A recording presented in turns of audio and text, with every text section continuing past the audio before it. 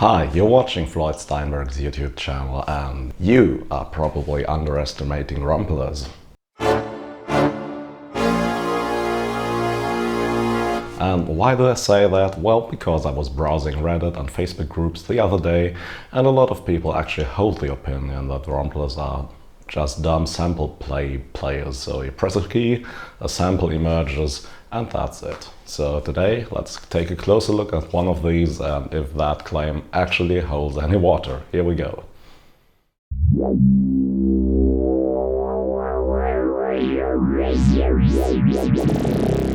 So the concept of subtractive synthesizers has been around for a very long time now, I think 60 or 70 years now.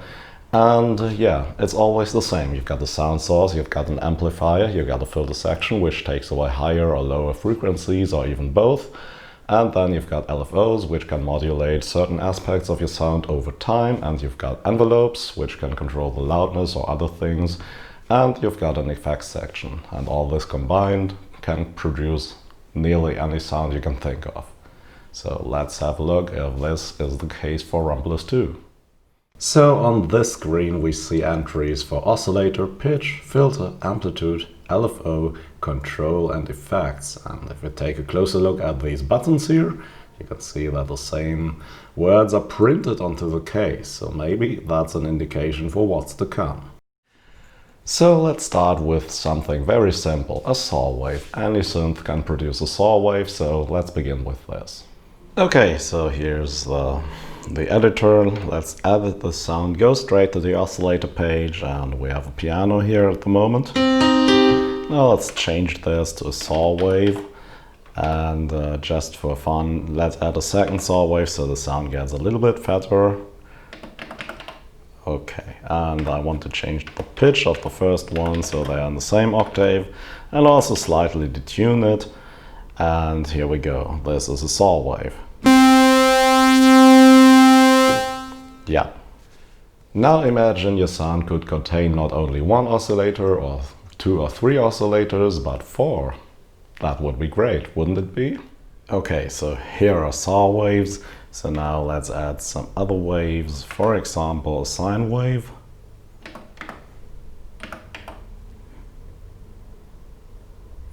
And some noise.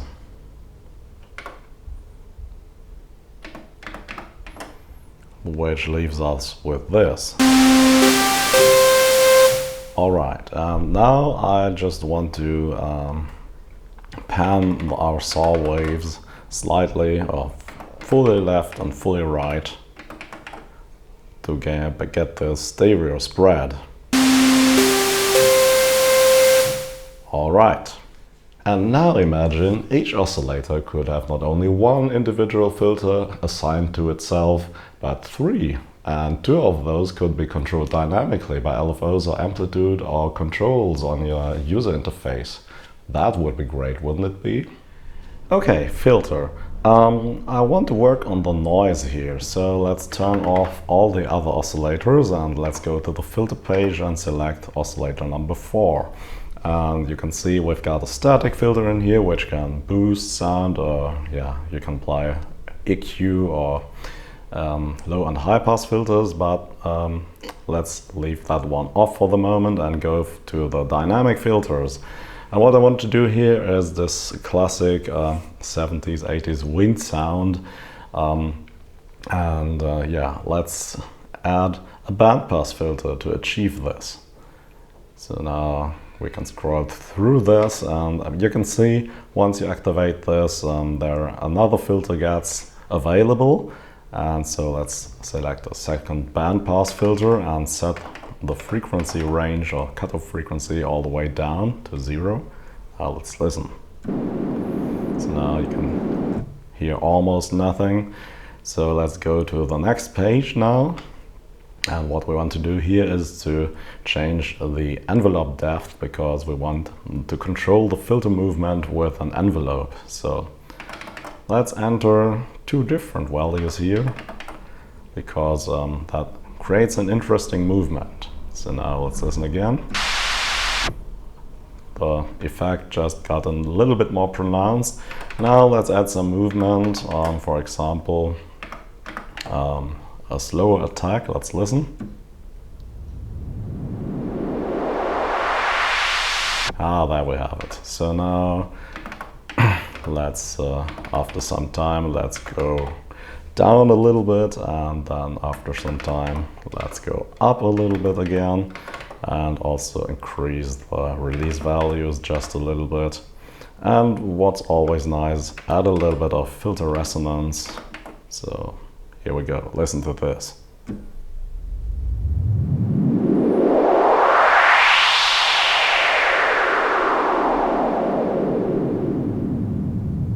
Yeah, nice. I think I want a little bit longer attack phase here, so I'll go with 85, and that's it. Now I'll add some more filter movement to the other oscillators, and I'll see you in a minute. A few moments later. Okay, I added some filter movement to both of the saw wave oscillators, and so we end up with this.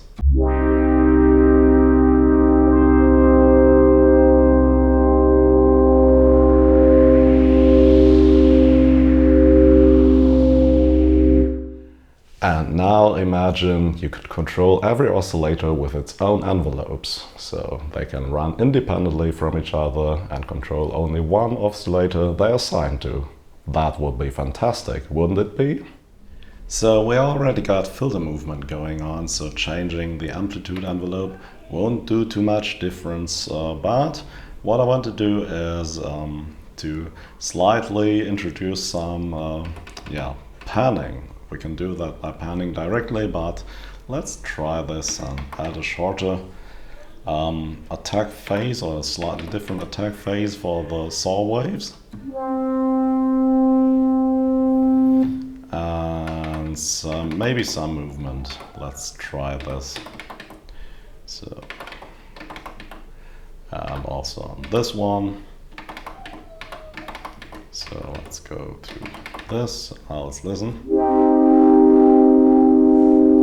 So there's a subtle movement, but now let's change the release rate. I want this to have a much longer release. So let's add some slightly different values here. And also on the noise, I want this to have longer release rate. And on the sine wave too, so sine wave the longest perhaps. Let's listen.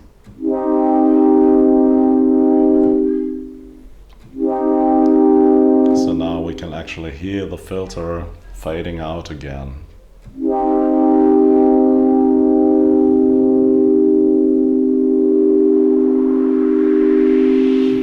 Alright.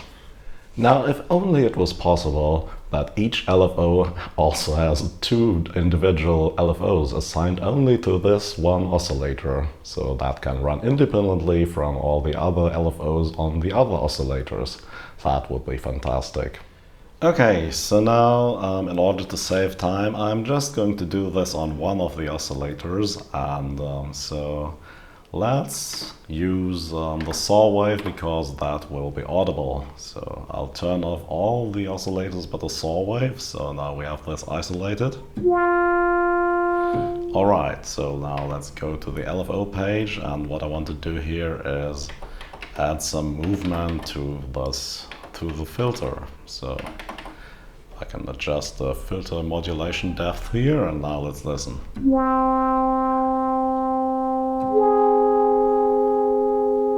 Alright, and yeah, let's do this for the first oscillator too.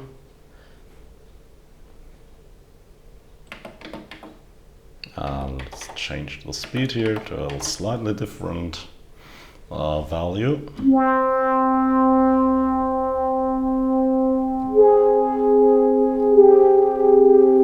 Alright, and what's also possible is that you can set up the second LFO to control the speed of the first LFO. So let's do this to slightly sub value here. So once again, and let's listen.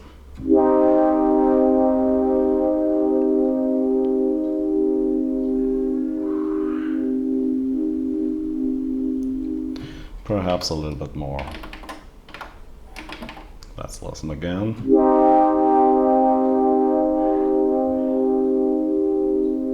So there you can hear the speed of and the LFO1 is changing. Okay, I'll set this up for some of the other oscillators too, and I'll be back in a minute. A few moments later. Okay, so here we are. This is the result.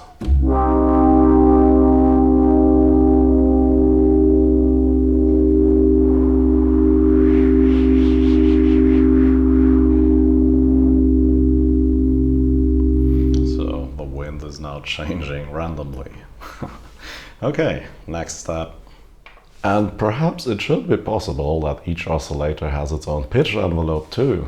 Well, that would be nice. Okay, pitch envelope. So I'll do this for one of the saw wave oscillators. So now we have the pitch envelope page. And yeah, let's enter some values here to see how that sounds. So I'll show you by exaggerating the effect. Let's listen.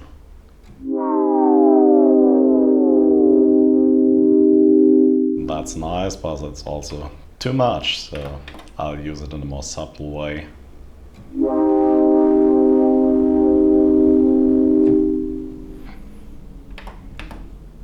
So perhaps like this. Oh, so you can hear there's some movement going on in the beginning, and that's it.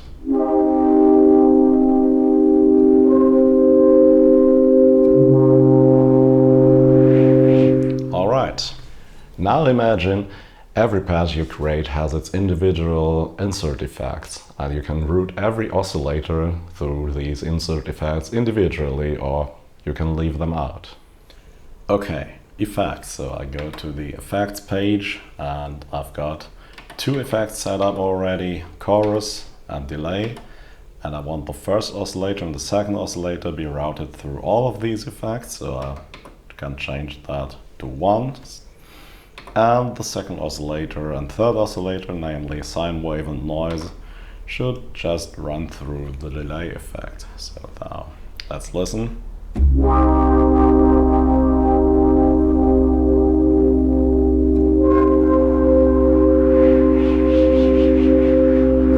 Alright, now we can add some global effects too. For example, more reverb and slightly more chorus.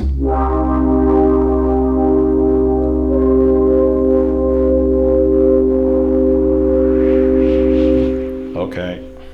And finally, imagine you could set up a control matrix, so every knob and button on your keyboard can be assigned to a certain function that you can control in real time while playing. For example, filter cutoff frequency, resonance, LFO speed, amplitude envelope speed, and other things. Well, that would be nice. Okay, control. So let's change to this screen, and we've got some knobs here. And now I want the first knob to affect the filter modulation depth of the first LFO. So let's turn that on for both of the saw waves, and select knob 1. And I have to turn on knob mode. Now let's search for LFO1 depth. So here it is, and now let's add a value of maybe 24. And let's also set up LFO speed on the second knob.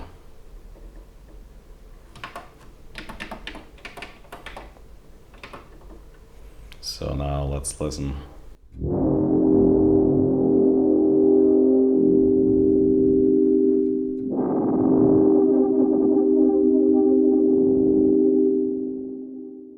Okay.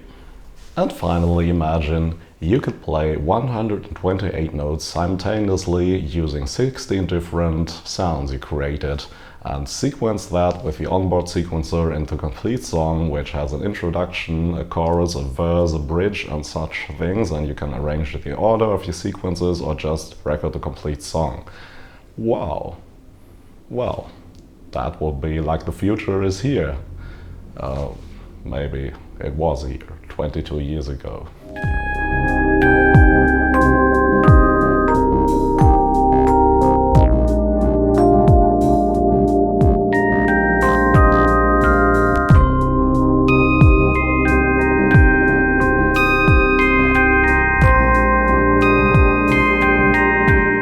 Yeah, and that's my video for today.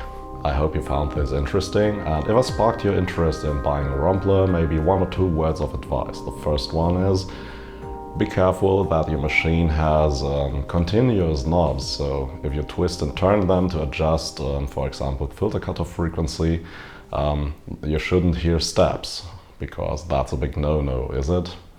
And the other thing is, buy a keyboard which has aftertouch, because pressing down a key after you first hit it and yeah, creating certain effects is a great thing, and you don't want to miss that. And also nice to have is 3 mod wheels, for example, for controlling filter cutoff frequency and LFO speed, because mod wheels are quite big and you can use them to make fine adjustments, and they are much better than those tiny knobs. And also having a ribbon control for controlling certain aspects of your sound is nice to have too.